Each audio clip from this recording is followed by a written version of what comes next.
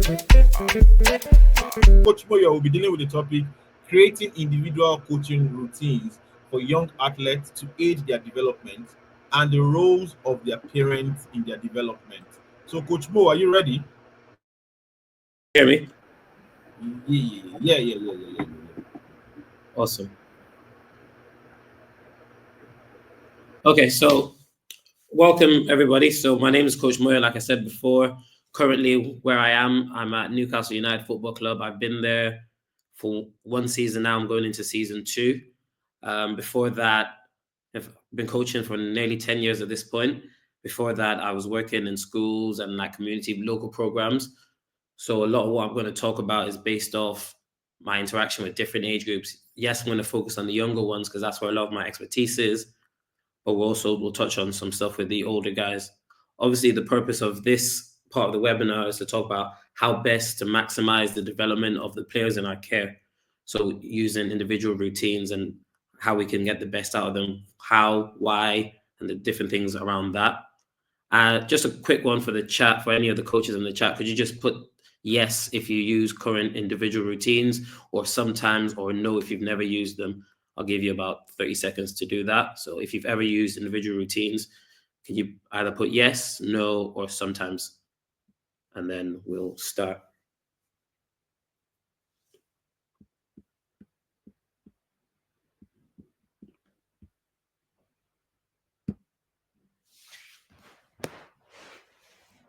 Okay, so what we're going to talk about is a few different things. So the main thing, though, that we're here to talk about is long-term athlete development. So that's what LTAD is. I think sometimes we look at, oh, I've coached them this today, by tomorrow they should get it. And unfortunately, when it comes to development, if people like to do their research and those kind of things, is that you'll realize that learning it isn't always, okay, he's learned this today, he's gotten better. Okay, he'll learn this tomorrow, he'll get like this. Okay, he's learned this, he'll go like this. Learning is never linear. So sometimes they might peak, they might drop, they might peak, they might drop, they might not even get it for a few sessions. And then you teach them something else. And then that's when the learning will take place from the old session. So we shouldn't think that, oh, we're in a rush to make sure, okay, by tomorrow, this player has to be Lionel Messi. It doesn't work like that, not even close. I know we've all heard of the 10,000 hour rule, saying that, oh, if you practice something for 10,000 hours, you'll get better at it. But what that hasn't considered is what's the level of the coaching, what's the information that the person is being given. Because, okay, you've told me to go and practice for this amount of time, but if I'm doing the wrong practice, or if I'm doing a practice that doesn't benefit me, or I'm getting bad instructions, I'm not going to improve the way I should improve. So it's really important that we consider the quality of what we deliver and make sure that there's a lot of thought and process and planning gone into it. I think one of the best ways to do this, obviously, what we're going to talk about is having an individualized plan. So you might think, I'm a grassroots coach, I have 20 something players, or I'm an academy coach and I have 18 players, for example. And you think, okay, how can I have individual attention and have all this like number of kids? For me, I'm obviously in a privileged position where there's usually 2 or 3 of us coaches at an age group, and we have other members of staff. But the practicality of it for someone who's in grassroots is probably you create, okay, if, let's say there's 18 players on your team, you create a plan for 3 of them. For 3 of them, you'll focus on for first few weeks. The next 3 you'll focus on for the next few weeks, and so on and so forth. By the end of the season, everybody has got some time. But what you do at the start of your year is you sit down with them, have their reviews, and say, okay, this is what what do you want to work on? Let's create a plan together on what are your strengths, what are your weaknesses, what do you want to get better at, and how can I help you get better at it? And then you create a plan and you sit down with the player and say, this is what we're going to do, this is what we're going to do, this is what we're going to do. Because that allows for the player to have confidence and a growth mindset where, because you've co-created it together, they feel involved, they feel engaged, and it makes them more enthused and optimistic to actually chase after this individual plan, not just relying on you to do it for them, but they feel empowered to do the work themselves. Obviously, some research has taken place that by Cote et al. In 2007 says that it's very important that, yes, we allow the kids to play because that's where the learning and the development comes from, but the play has to be deliberate. That means on the coach's side, there has to be a plan and thought that's gone into it to allow for the individual routines to matter and have their full effect. And also led on to what Choma and Edafe said earlier on, we're not just creating footballers. Even in my environment where at Newcastle United we're an academy, we're hoping to create footballers that either we sell for big money or make it to the first team or maybe play professional football elsewhere. At the end of the day, the kids in my care are 8, 9, and 10 years old. Their development has to be holistic. That means I have to look at it from a psychological aspect, a social aspect, the footballing aspect, and the physical aspects of their development all round. Can't just be, okay, can he pass from A to Z? Any questions so far before I continue? Or do you want me to go ahead? I think you can proceed. No. Once the question pops up, I'll put it on the screen. You see it. Oh, okay. Well, if you're wondering why I look down sometimes, it's because I have a long script of everything that I've written to relate to my slides. So if you see me look down, don't think I've been distracted by something. There's some words in front of me. Anyways, so when it comes to development, like I talked about with the holistic development, we don't just look at the technical aspects of the football, which is ball mastery, receiving, you name it. There's so many things. We also look at their physical capabilities, how they move. We look at the psychological stuff, goal setting. Are they able to reflect? Are they able to self-talk and self-teach? And then social, how we interact with each other, how they interact with coaches, how they interact with parents, all that kind of stuff, because we have them, 10, 12 hours a week, maybe 16, depending on away journeys and where the matches are. But for the most part, they're in school, they're with their family. So we have to make sure that that development isn't just, they'll develop for 2 hours with us in training, whereas there's so much time untapped that we can use to help develop them outside. So I don't want us to just think, okay, if I put these cones down and I put this session in place, that the player is going to become, he's going to become Tony Cruz when it comes to passing. Or if I put all these cones in a zigzag, they become like Messi with their dribbling. It's really important to come to a place where you sit down with the player, even with the player's family. So I'll give you an example of what we've done recently. So we created a document and we sent it off to the parents at the start of the season before they even came in for inductions and said, name 2 things that your kid is really good at, name 1 thing your child would like to improve on, and for you as a parent, how do you think we can best support your child? Those are the 4 things we went after, because it's not just us imagine a car. It's not just us that's in the car with the child, the parents, the friends, they're all in the car. So how can we best utilize all the people around us to really have an impact in this kid's life and this kid's development? So it's really important that when you're creating these individual routines, you consider the football aspect and the human aspect, which includes the family and the friends, and how they can help you do what you want to do. Okay, so here's an example. I know you can't see it too clearly, but it's because it's for one of my old clubs and I can't really share all our secrets. But you're probably thinking, if I have to create an individual routine, but I also, like I said before, I have 20 players and I need a team to develop, well, what does that look like? So for example, in here, I've got week 1, we're going to work on building. So that's building from the back. And you have a player that's a defender, and he wants to work on his passing and he wants to work on his 1v1 defending. Well, when you create your plan for that player, in the week where you're focusing on building, you can use, in his IDP, he says he wants to get better at passing. Let me make sure I'm putting him in a position in the practice where he's going to get loads and loads of opportunities to practice that element of the game that I need him to work on. So it's still important that you work with the team and everybody gets coaching, but also you make sure that you're linking the players' individual routines and their individual plan to the whole club ethos or club model. So for example, this is from my old club, Millwall, and they would give us this and say, week 1, you're working on building. Week 2, you're working on pressing. Week 3, you're working on this, blah, blah, blah, blah, blah, up to week 7, where the coaches got to choose. So within that, I'm always thinking, how can I link player A, B, and C's individual learning plan? So we call them ILPs, individual learning plan. How can I link them into my sessions. Okay, so here's the most interesting bit. How do I design the individual routine? Well, first thing to do as a coach is you need to observe what are the player's strengths or what are the weaknesses. Also, something to note, individual learning plans don't have to include the player's weaknesses. It could just be something where they're good at this and I want to make them really, really good at this because this is the one weapon that they have that can take them far. It's important that you set them targets. So you give the players things to work towards, which makes it engaging and makes them feel part of the process.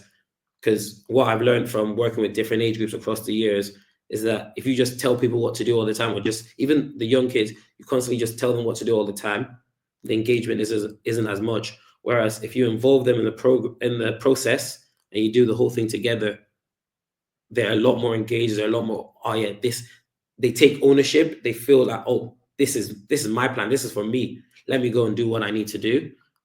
When it comes to designing the tasks and the practices or the sessions that we can call them drills, don't need to be massive that, oh, I have to create the Pep Guardiola session to make sure that my player develops, or I have to make sure that I create the best coaching practice that's ever been seen. Sometimes it's as simple as we have ILP nights where for 30 minutes, we split the players into groups. So there's a group that their ILP is dribbling. There's a group that their ILP is passing and receiving. There's a group that their ILP is finishing. There's a group that their ILP is duels, 1v1. So on a Thursday night, we mix them, 9s and 10s get mixed. And for 30 minutes, you go off with a different coach to work on that area of your game. So that allows you to have focus for 30 minutes on that thing that's linked in your ILP. How do I, repeat it, repeat. So it's not always just in the whole group sessions that we can use the ILP task. Sometimes we can use it in isolated practices. When it comes to also individual routines, you have to be able to implement it in matches.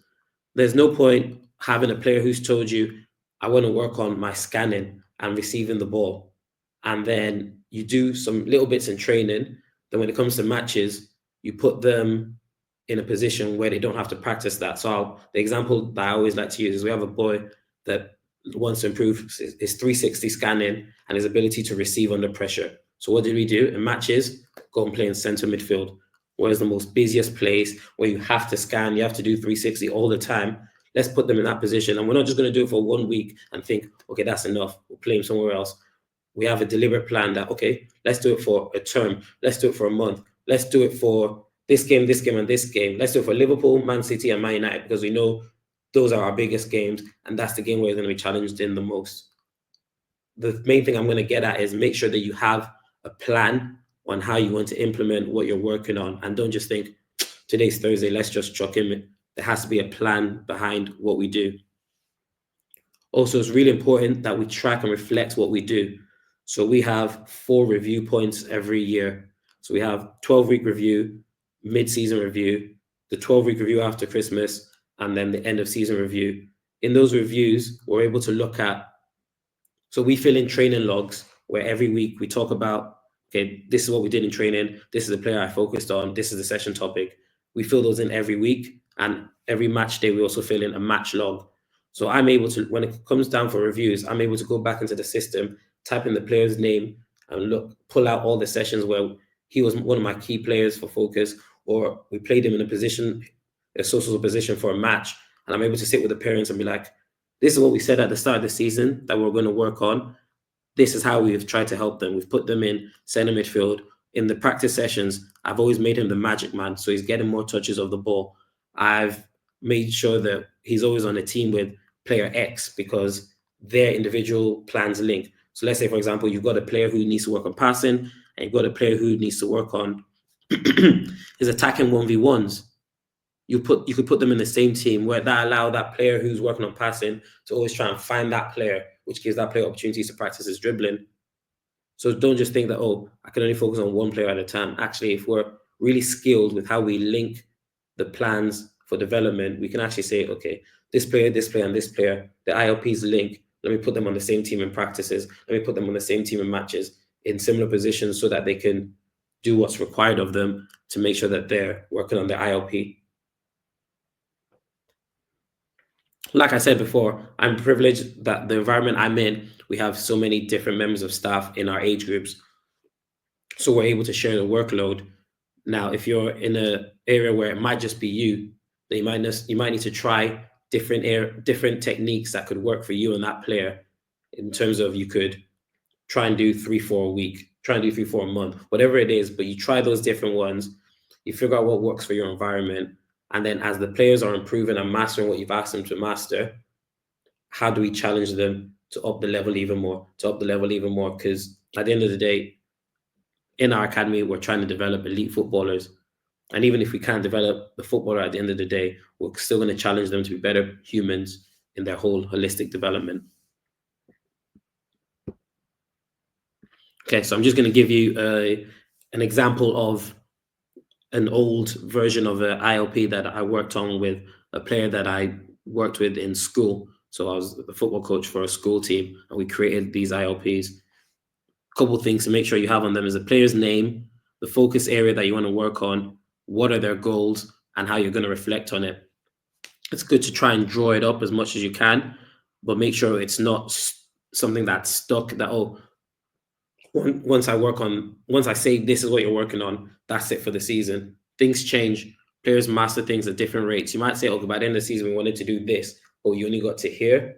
That's still okay. That's why it's important that the IOP is flexible and adaptable. So I'm going to zoom in a bit more and you'll be able to see what the IOP itself looks like. So this player, I had his date of birth, his position, his strongest position, other positions he played in, his football age, any other sports, things like that. It's really important to know what other sports they play, because having other sports is good for the development as well. We talked about what kind of character he is, what kind of strengths he has, behaviors, because obviously we're in school, so we linked it into school as well. And we just talked about, okay, what's the player's academic targets and what's the player's footballing targets. And using those targets, we talked about things like, okay, the player wants to get better at scanning, better at decision making. And then the action plan that linked to that was, we're going to make sure that in matches we're clipping footage for him to watch. He's taking chances of being braver. He's paying attention in school. So links that whole holistic development that we're talking about, because one of his targets is getting better marks and keeping on top of his coursework. So we created the targets and we created the action plan for how we're going to support the child. Now, you don't always have to use numbers. So things like their actual football ability and their physical capabilities, because the kids are much older, like 17 years old, we were able to have honest conversations saying, okay, well, this is a 6, this is a 4, this is a 5. In my opinion, not the best thing to do with younger children, because they'll only see the numbers and it won't make sense to them. So we'll just talk about things like, okay, what do you think you're really, really good at, and what can we help you with? But in this one, if you look at his social development, we used words rather than numbers to talk about teamwork, responsibility, relationships, independence, nonverbal communication, and verbal communication. Again, linking back to that ability to develop not just footballers, but all around better human beings.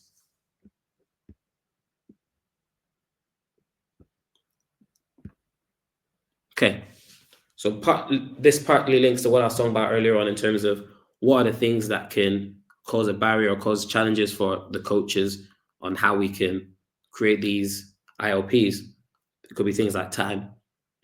Coaching might be your part-time job and you're a doctor during the day or in the late nights, so you haven't got the time to come up with these pressure. So it could be the club is telling you, even though it's under 10s or under 11s, you have to go and win. And you're thinking, these kids are 9, 10, shouldn't the focus be on their development? Forgetfulness, it happens. Sometimes with other things are going on, we don't remember to put it in our session. And then also things like scaling. How do we, if we know this is where we want them to get to, and we know that this is where they are, how do we level it up gradually and scale it in a way that the player is able to reach targets and reach development goals that we can help them with? Well, one of the solutions that you can use is just using small routines that, I'm trying to think what's the best way to explain it. Like I said before, your practices don't have to be Pep Guardiola's practices. It could be as simple as this player needs to work on their finishing ability. I've got a mannequin, I've got just me, and I've got the player. All I'm going to do is make sure that I give the player the type of passes that he will receive in the game and create some challenges for him that, okay, I need you to be able to take it in this on your back foot to finish on your second touch. Or I need you to take it where you spin and finish, and just giving them little and just say, here you go. We're just going to do this for 5 minutes. In that 5 minutes, the child can easily have 50 shots. 50 shots that in your big practice, they might not be able to have. 50 shots that when everybody's there and you're doing the whole practice together, they don't get those same opportunities. So sometimes it's even setting them homework that they can do themselves in the garden with their friend or when they're out playing. Don't always think, oh, as a coach, I have to be the one that's there when they're doing everything. No, there's some things that you can give them that they can work on themselves. For example, using their home environments, using the parents, using the family friends that that they go and visit. Make sure that we're using all the resources at our disposal, and don't just think, as the coach, it's me that has to do everything. I have to create the session. I have to create the ILP. I have to create the practice for them. I have to do this, and I have to be there when they're doing it. It's not always the case. Sometimes, actually, here's your homework. I want you to. So we do it with our development group. We set them practice at home challenges, and one of them is as simple as find a wall, and every day for 2 weeks, go to that wall and smash the ball at the wall 100 times, and practice controlling it on your right foot and practice controlling it on your left foot. Really, really simple. You don't need to be there. By the time you come back to training in 3-4 weeks, you will notice that, oh, that player is starting to improve their first touch, or that player is able to strike the ball different ways, or because you've set them off with a nice and simple practice that they can go and do by themselves. If you link in the parents, it's even easier because the parents can help supervise it, not coach them, just help supervise it. They'll be like, oh, this is what he was doing, or this is how he was able to do it. This is what I saw. And then as a coach, you can like, okay, let me note that and let me use that to improve them a little bit more.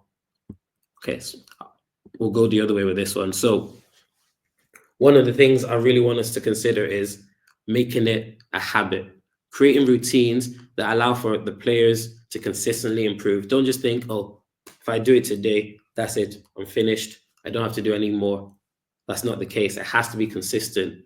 It has to be something that, okay, you might do it this week. I've given them the homework. I've given them some stuff to focus on. Let me revisit in 2 weeks. Okay, they haven't got to where I needed them to get to. Let me revise it, give them something else. Oh, they've smashed it after week 1. Let me make the challenge a little bit harder, so that we're not just thinking, oh, by the end of his under 9 season or by the end of his under 10 season, he's gotten better. No, we're thinking, how do I set this person up to create long-term growth, habits that they're going to keep, not just with you, but when they get older, when they're at a different club, when they're maybe not even playing football anymore, just life lessons and life habits that they can improve on. So I had a player today, I was doing a one-to-one session, and the player said to me, oh, how do you reset? Because we're talking about his match, and he said, oh, he got some few passes wrong in a row, and he was starting to like lose focus or lose concentration. So I just gave him my experience, and I told him how he can, like things like self-talk. I said to him, I'm not going to be beside you on the pitch whenever you play your matches. I'm not your coach. I'm not there every single day. You don't have me on the end of the phone. So you need to create ways and habits that you can use to help regulate yourself. So it could be something as simple as, so when it comes to passing, if you know you've got the pass wrong, before you lift your head to play the next pass, have a quick look at the ball, make sure that, okay, I'm connecting with the right part of the ball. Make sure that you're teaching yourself things. Because if my words for him was, if you don't know what you're fixing, you won't know how to fix it. So I'm trying to empower him to be able to coach himself. Now, as a coach, you might think, oh, it's my job to coach. It's my job to create better humans and people who can last in the future. So I always give the example, the England national team. Give me a second, sorry. The England national team, and I use them a lot because it's the country I work in, and it's where we're trying to get some of the kids that we're developing. We watch them when it comes to the big stages, when it comes to finals, semi-finals, it almost looks like they don't know how to play football anymore. And it's not because they don't know how to play football anymore. It's just because they were taught in a certain way They were taught that this is how the game should look. If someone does this, you should do this, blah, blah, blah, blah. But they weren't taught to be good at making their own decisions. They weren't taught how to be proactive. They were all taught structures and systems. And if this player does this, you should do this and did it. And unfortunately, we're in a game where it's not always going to go exactly, especially when you're dealing with humans. It's not robots. It's not going to go the exact way that you think it is. So we need to create problem solvers, people that can see something and say, actually, I know the coach wants us to do this, this, and this, but this game is not allowing us to do this right now. Here's what I need instead. And my biggest passion is to be able to create players who are critical thinkers, who can think, okay, coach, I hear you, and I know that this is what you asked us to do, but in this moment, this requires me to do this, and I'm going to do it. And I think as coaches, sometimes we need to put our ego to the side and realize that it's their game. And yes, we're here to support them, but at the end of the day, it's their game. Last two things, keep it child-centered and flexible. Put the child first. It's their game. How can you support them? Don't think, oh, it's about me. It's about them and how you can get the best out of them. Make sure you're watching. So observe, design, reflect on what you've seen, and then adapt if necessary. Final message, start small, stay consistent, and grow with the player. And that is it. Thank you, Coach. Just a brief. Do you have something to say to the parent that parents that they have their kids in the academy? What do you have to say to them? How can they help their kids also in their personal or individual time that they have with the kids? Is there some? Do you have like a personal routine you give the parents, or you tell the kid parent to help with, or stuff like that? Just one or two words for that, please. So I really think it's important that we obviously bring the parents in, because parents obviously want to know what their child is doing or whatnot. We always say kids play their best when they feel their best. So I will always say to parents, create an environment, even if you're angry at how the child is played or you don't think they're doing their best, create an environment where the child feels supported, where the child feels that, okay, no matter what happens, my parents have my back. Because the more that happens, the more the players feel supported and loved by the players, quote unquote, loved by their coach, sorry, quote unquote, it makes it easier for the player to play their best. So it's really important that parents create that environment. It's not in the car on the way to the match, you better score that goal. Because last week, the way that you're missing those chances, you're just going to put the kid on the pitch with nerves. It doesn't help. And I've experienced it. And I've had my dad tell me, oh, you didn't pass the ball well today. It doesn't help. We might think that we're helping, we're not helping. Just make sure that we're creating an environment where they feel supported. And that's when you'll see the best of them. Okay, I think you have two questions. The first one is, how can there be a synergy between parents and grassroots coaches to be on the same page without friction? Because actually, for us Nigerians, and with the way we push our kids, we want them to overnight become the superstar, maybe because of the selfish interests of parents do have, and they're pushing the kids so hard, and they're even doing much more than the coach. So how can we, synergize this? I think that's what the person is asking. How can we strike a balance between that? I think the main thing you need to first of all do is trust the coach. In terms of, yes, I know that we want to say that we've had an impact and we're the ones contributing, but trust the coach that the coach knows what they're doing. In fact, ask the coach to speak to our coach. I've noticed this, and this. Can I get your opinion on what my son is good at? Can I get your opinion on what you guys want to work on, so I know I can support my kid? Yada yada yada. I think sometimes with parents, we need to actually be brave enough to have the conversation with the coaches and be like, look, I don't make it sound like you want to tell them how to do their job, but just tell them I want to be involved in my kids' like development. How can we both work together? And the coach will tell you, well, this is what we're looking to do. This is what your kid is good at. This is how I'm helping. This is how I plan to help your child. Truth be told, if a coach can't tell you how they plan to help your child, then you probably should have more questions for that coach. But for the most part, coaches who know what they're doing would be able to tell you, this is what your child is good at. This is what we want to work on, and this is how I'm going to do it. So yeah, speak to your coaches. Try and get an alignment of what they're trying to do, what you see. But yeah, no, I would definitely say trust your coaches, but ask the right questions as well to make sure that they're putting your child in the best position to succeed. Okay, I think the final question is coming from Dotun to you, Coach. He's asking, African grassroots players are known for being physically strength or for having physical strength, but lack football technicalities. How can coaches balance physical strength and technical sound prowess? I assume. Yeah. Things like a player's physicality is genetics, it's nature. That's something that's always going to happen. So I would always say make sure that the technical aspect of their game is being developed, whether it's the ability to pass, shoot, dribble, win their first touch. Make sure that those are the things that we're working on because his physical capability is just natural. It's just how the kid is going to develop, how the kid perform. So they will always have that.